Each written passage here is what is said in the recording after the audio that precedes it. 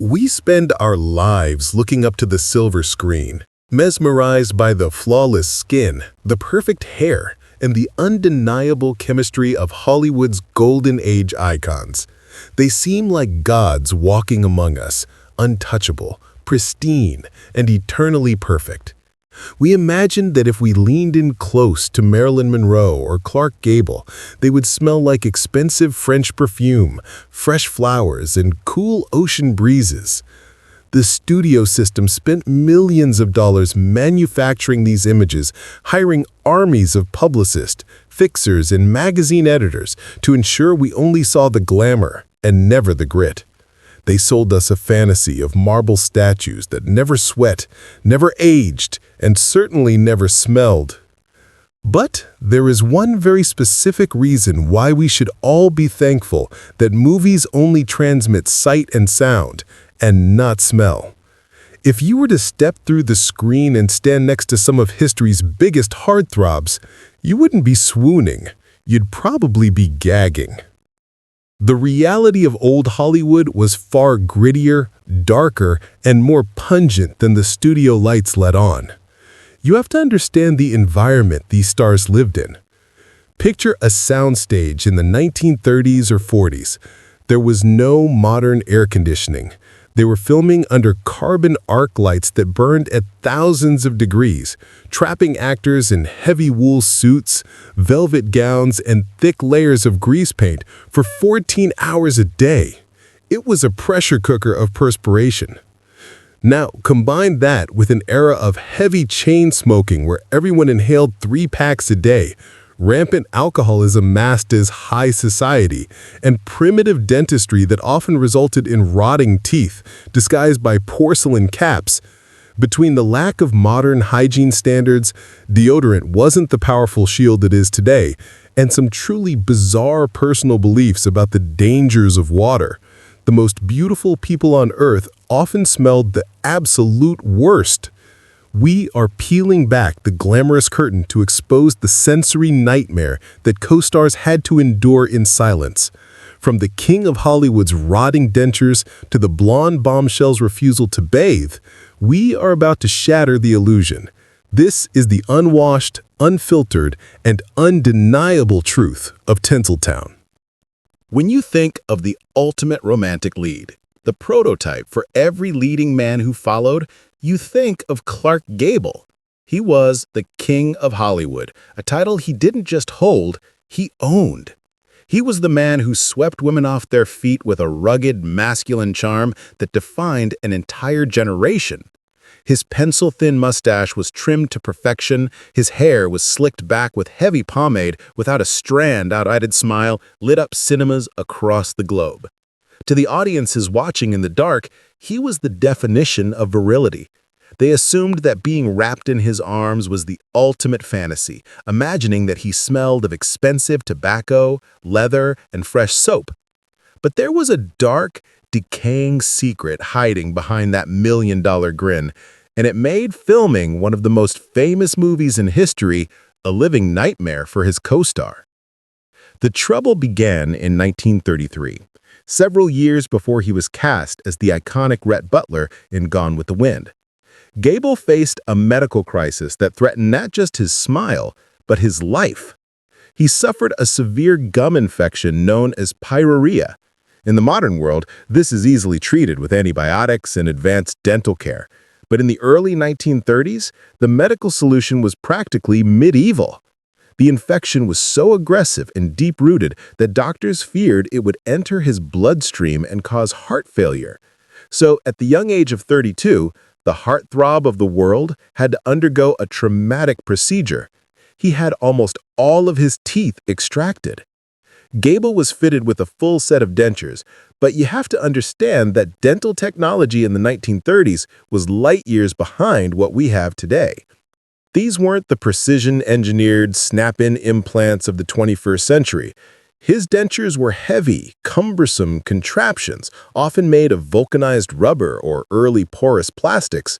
They relied on suction and metal clasps to stay in place, creating gaps and crevices that were impossible to clean effectively during a hectic 14-hour shooting day. As he worked long hours under hot studio lights, food particles would inevitably get trapped behind the plates, pressed against his healing gum tissue. In the heat of the California sun, this trapped food would begin to ferment and rot. Over time, this bacterial breeding ground caused a case of halitosis, chronic, severe bad breath that was reportedly legendary in its intensity. It wasn't just morning breath, it was the scent of biological decay. This brings us to 1939, on the set of Gone with the Wind.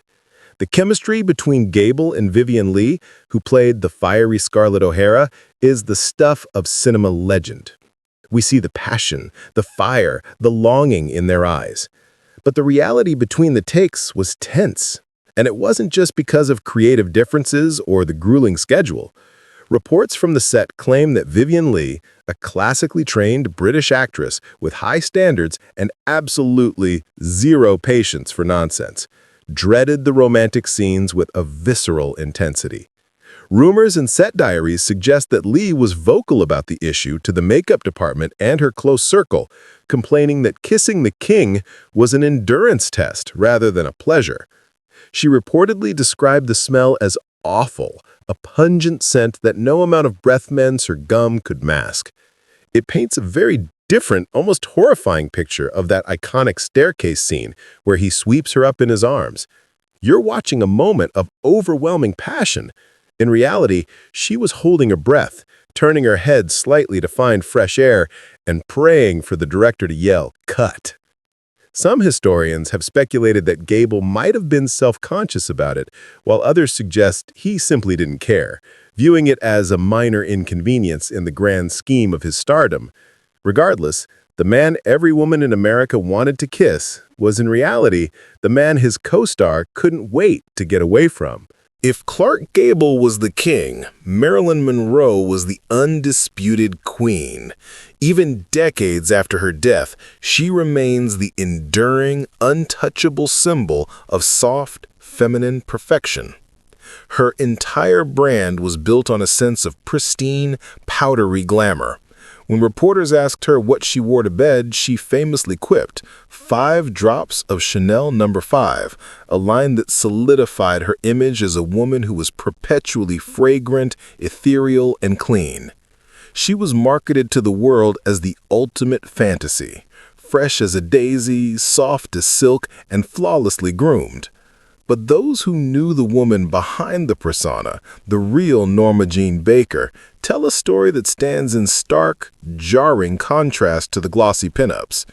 Marilyn was a complex, deeply troubled soul, and her personal habits were reportedly far more chaotic and far less hygienic than the studio ever wanted the public to know. People often assume that maintaining the status of a global sex symbol requires a grueling, high-maintenance regimen of endless scrubbing, exfoliating, and polishing. But reports from biographers, former housekeepers, and maids paint a picture of a star who was surprisingly and sometimes shockingly lax when it came to basic cleanliness. There have been long-standing rumors that the star frequently went days, sometimes almost a week, without showering. This wasn't just a case of simple laziness. It was apparently a conscious choice rooted in the strange beauty myths of the era. Marilyn reportedly subscribed to the belief that excessive bathing was actually harmful. She feared that hot water and harsh soaps would strip her skin of its natural oils, accelerating the aging process and drying out her famous complexion. In her mind, the water was the enemy of her beauty. So, instead of scrubbing the day away, she preferred to let her skin preserve itself, layering heavy fragrances over her natural body musk. She relied on the Chanel No. 5 not just as a perfume, but as a masking agent. But it wasn't just the lack of showers. Her personal environment was often described as a disarray of dirty laundry and clutter. Her eating habits were notoriously messy, a symptom of her erratic and often isolated lifestyle. Sources close to the actress have described her penchant for eating in bed, not just light snacks, but full meals. She would often leave plates of food, crumbs, and half-finished drinks hidden under the sheets or piled on nightstands, only to sleep right next to the mess later. There were even accounts of her casually wiping grease from her hands directly onto her clothes, or acting nonchalant about bodily functions in front of maids and stylists. This chaotic environment was a heartbreaking reflection of her internal struggles. Marilyn battled severe depression, anxiety, and endometriosis throughout her life. When you are fighting a war inside your own head, the mundane tasks of laundry, dishes, and showering often fall by the wayside, even if you are the most famous woman in the world. The tension between her image and her reality came to a head in 1960 during the filming of her final completed movie, The Misfits. The location was the Nevada desert, a dry, dusty, scorching environment where temperatures regularly topped 100 degrees. In those brutal conditions, hygiene wasn't just a preference, it was a necessity. Her co-star was none other than Clark Gable, the man she had idolized since childhood. By this time, Gable was older, and perhaps his own dental hygiene issues had been managed, or maybe he simply had zero tolerance for unprofessionalism in the heat. Ironically, the man with the dentures allegedly complained about Marilyn's hygiene on set. It's a strange, almost tragic twist of fate. The king complaining about the queen. It strips away the pedestal we've put her on, reminding us that behind the platinum hair, the diamonds, and the heavy perfume, there was a real human being struggling to keep it together, often ignoring the basics of self-care as her life spiraled out of control. While Marilyn's habits were born of personal chaos and deep-seated depression, James Dean's hygiene, or lack thereof, was a deliberate, philosophical, and artistic choice. Dean was the face of a new, dangerous generation, the cool, detached rebel who didn't play by society's rules. He was the poster boy for cool, usually pictured with a cigarette dangling from his lip, a leather jacket slung over his shoulder, and a brooding expression that made teenagers swoon. But if you were standing downwind of him on a movie set, cool is the last word you would have used. Dean was a devout, almost fanatical follower of method acting, a technique popularized by the Actors Studio in New York. The philosophy was simple, but extreme. To truly play a character, you shouldn't just pretend. You should immerse yourself so deeply that the lines between reality and fiction blur completely. You don't just act like a cowboy, you become the cowboy. Unfortunately for his co-stars, Dean decided that his characters didn't believe in laundry. The most infamous example of this occurred in 1955 during the filming of the epic western Giant. Dean played Jet Rink, a dirt-poor ranch hand who eventually strikes oil and becomes a tycoon.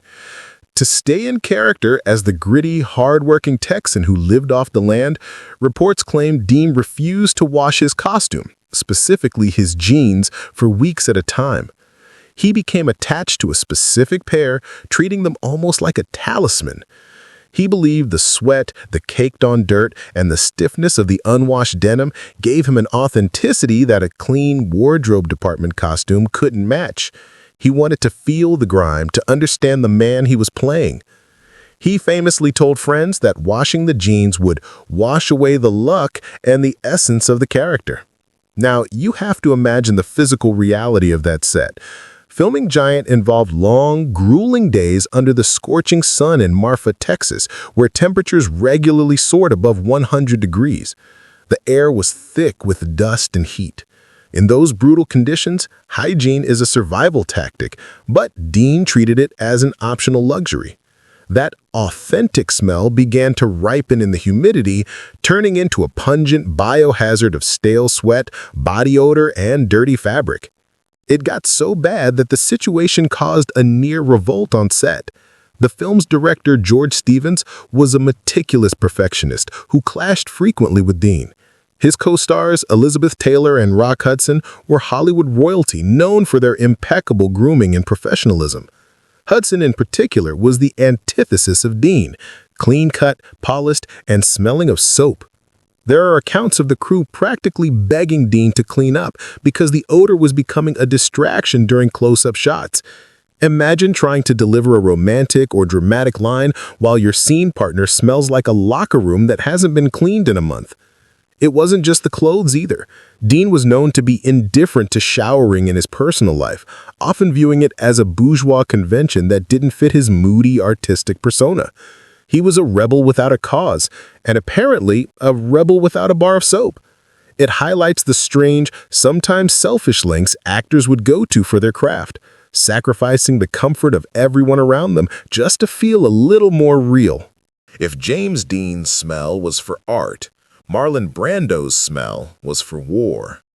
Brando is widely considered the greatest actor of the 20th century, the titan who single-handedly revolutionized the craft with his raw, animalistic performances in films like A Streetcar Named Desire and On the Waterfront.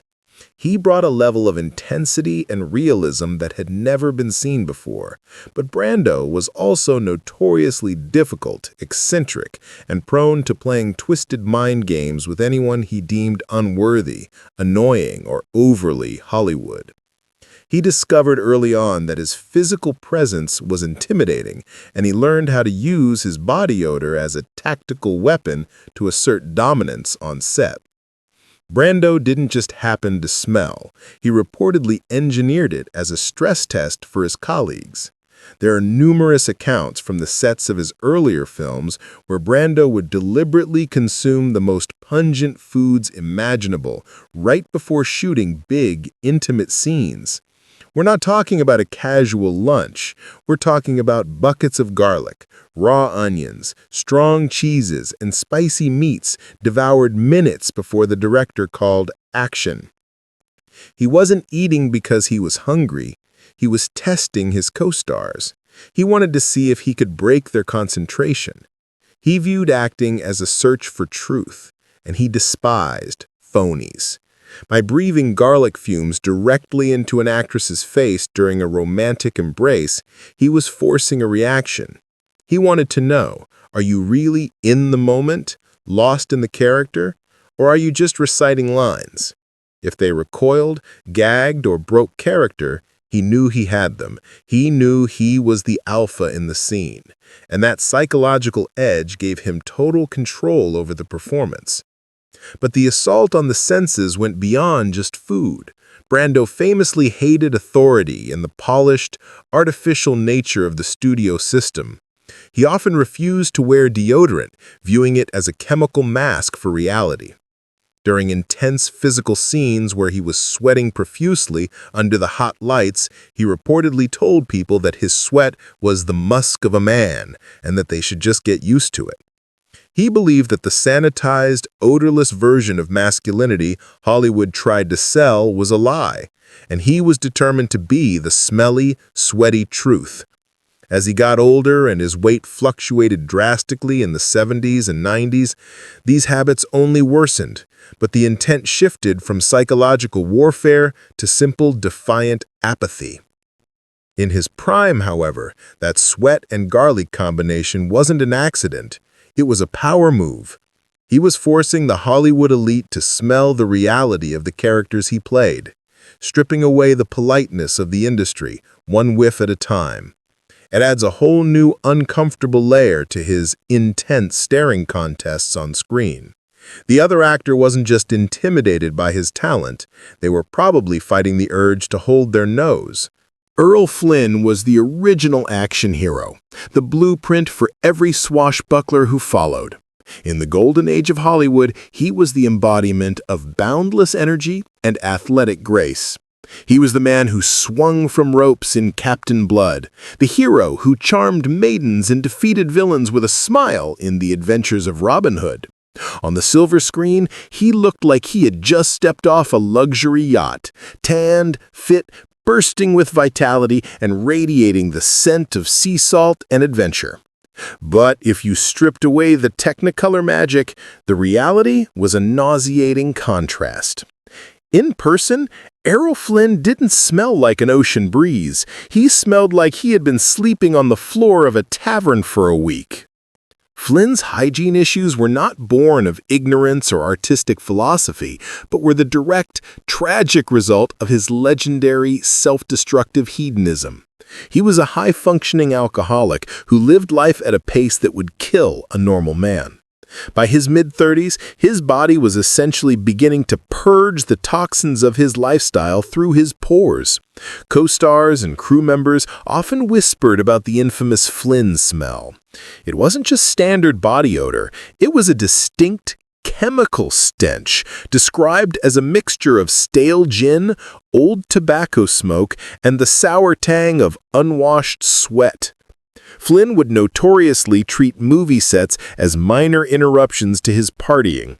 He would often arrive at the studio gates directly from a night of debauchery, still wearing the tuxedo or clothes from the night before, unshaven, bleary-eyed, and severely hungover. He hadn't showered, hadn't brushed his teeth, and certainly hadn't slept. The makeup and wardrobe departments had the unenviable Herculean task of transforming this wreck back into a dashing hero. There are legendary stories of assistants having to practically hose him down with cold water and force-feed him black coffee just to get him standing upright for a sword fight. They would apply layers of heavy pancake makeup to cover the blotchy red skin, often called gin blossoms, that plagued his face, and use industrial amounts of hairspray and cologne to mask the scent of the previous night's vodka. But there was a darker, more visceral element to this decline. Rumors persisted that Flynn, in his misguided and desperate attempts to manage his failing health or cure his perpetual hangovers, would consume strange homemade medical concoctions. This included drinking castor oil or mixing narcotics with alcohol, a combination that played absolute havoc with his digestion. The dashing hero who looked so light on his feet was often struggling to keep his own body from revolting during a take. It creates a tragic, almost grotesque contradiction. The man who represented the pinnacle of energy and athleticism was actually slowly decomposing from the inside out. He was a dying man playing an immortal hero, and the smell that followed him was the one thing the cameras couldn't hide, a constant reminder that the party was coming to a fatal end. We move now from the rebels and the rogues to a story that is less about arrogance and more about systemic corporate abuse. Judy Garland is remembered as the eternal sweetheart, the innocent girl from Kansas who just wanted to go home in The Wizard of Oz. But the studio that made her a star, MGM, also trapped her in a vicious, lifelong cycle of addiction that wreaked absolute havoc on her physical health. This segment isn't about laziness or a lack of hygiene. It's about a tragedy that manifested in the body's desperate attempt to survive. From the time she was a teenager, studio executives, specifically the tyrannical Louis B. Mayer, controlled every single aspect of her existence. To keep her weight down and her energy up, they fed Garland a steady diet of amphetamines, or pep pills. She was forced to work grueling 18-hour days, dancing and singing until she collapsed, at which point they would administer sleeping pills to knock her out, only to wake her up 4 hours later and do it all again. This chemical cocktail didn't just steal her childhood, it destroyed her metabolism and her nervous system. One of the primary physiological side effects of heavy, long-term amphetamine use is excessive, uncontrollable sweating, or hyperhidrosis. The drug forces the body into a constant fight-or-flight mode, raising the core temperature. Reports from her later years, particularly during her legendary but chaotic stage performances in London and New York, describe Garland sweating profusely under the hot stage lights. It was far more than the normal perspiration of a performer. It was a body in distress, literally trying to cool itself down against a torrent of stimulants. Her costumes would often be soaked through within minutes, a physical manifestation of the chemical war raging inside her blood. As her addiction deepened and her health declined in the late 1960s, her ability to care for herself deteriorated further. There were heartbreaking rumors and reports from backstage crews that toward the end of her life, the damage to her nerves and muscles began to cause issues with incontinence. Imagine the sheer, unadulterated terror and humiliation of being America's sweetheart, standing in front of thousands of adoring fans, forced to sing Over the Rainbow while your body is literally failing you, all while trying to maintain the smiling facade of the happy girl in the ruby slippers. She had to rely on handlers and makeup artists to mask the scent of illness and the visible signs of her physical collapse. Her hygiene issues were not a character flaw or a result of not caring. They were the visible, tragic symptoms of a woman being worked to death by an industry that viewed her as a product to be consumed, rather than a human being to be protected. After all these stories of dirt, sweat, neglect, and biological decay, you might think a clean star would be a breath of fresh air. You might think that Hygiene is the hero of this story. Enter Joan Crawford. She stands as the terrifying opposite of everyone else on this list, a woman whose cleanliness wasn't a virtue, but a weapon. Joan Crawford wasn't dirty. She was clean, scary clean. Her hygiene wasn't a habit, it was a pathology. While Marilyn was eating in bed and Brando was munching on raw onions, Crawford was scrubbing her own face until it was raw and red, terrified of invisible germs, dirt, and the chaos of the outside world. Crawford's obsession with cleanliness is legendary in Hollywood lore, bordering on what we might arguably recognize today as severe obsessive-compulsive disorder, though it was never diagnosed at the time. It went far beyond just taking a shower or keeping a tidy house. Her home in Brentwood wasn't a sanctuary, it was a fortress of sterilization. Visitors often remarked that the air inside didn't smell like home cooking or flowers, it smelled of bleach, rubbing alcohol, and industrial disinfectant. Stories circulate that she would wrap her expensive custom-made furniture in thick plastic covers. This wasn't just to keep the dust off during a vacation. This was for everyday life. She forbade guests from touching the fabric directly, creating an atmosphere that made her living room feel less like a home and more like a crime scene or a hospital waiting room. The warmth and comfort usually associated with a movie star's mansion were completely stripped away in favor of a cold, hard, wipeable surface. Being a guest at a Joan Crawford party was reportedly a high-stress endurance test. Rumors claim she was known to follow guests around the room with a cloth in hand.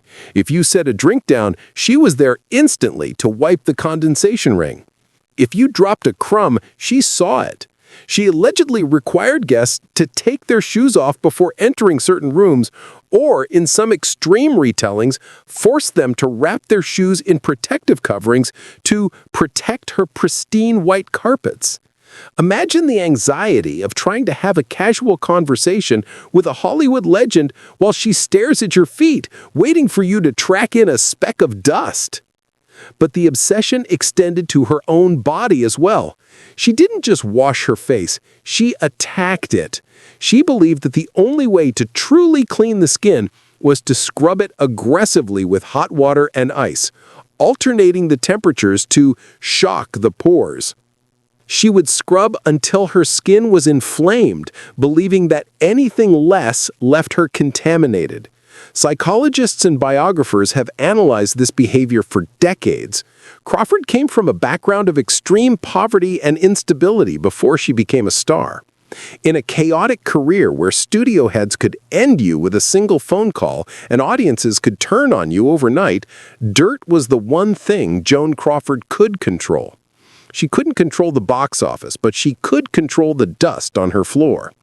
There are even stories of her getting down on her hands and knees to scrub the floors herself, not because she didn't have a fleet of maids, she did, but because she didn't trust them to do it right. She serves as a palate cleanser in our story, proving that in Hollywood, even cleanliness could be taken to a grotesque, nightmarish extreme.